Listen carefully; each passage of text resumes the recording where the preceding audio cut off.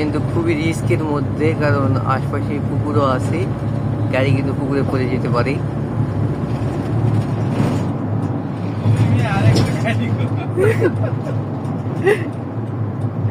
এরকম ভয়েস দিলে 2 দিনের ভিডিও ভাইরাল।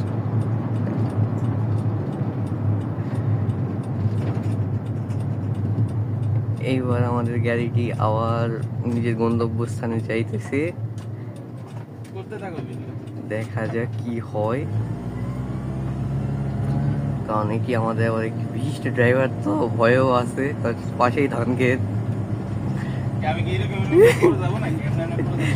আপনারা দেখতেই পাচ্ছেন যে সোজা রোডেও মানে ব্যালেন্স রাখতে পারতেছে না গাড়ির। এই সামনে মানুষ আছে, যদি লাগাই দিত তাহলে এখনই কেস হয়ে যেত।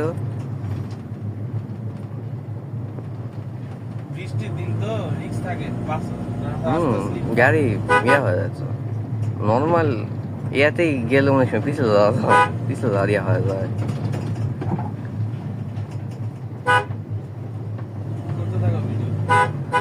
আপনি দেখতে পাচ্ছেন সামনে একটি বাচ্চা আমাদের পাশে সাইকেল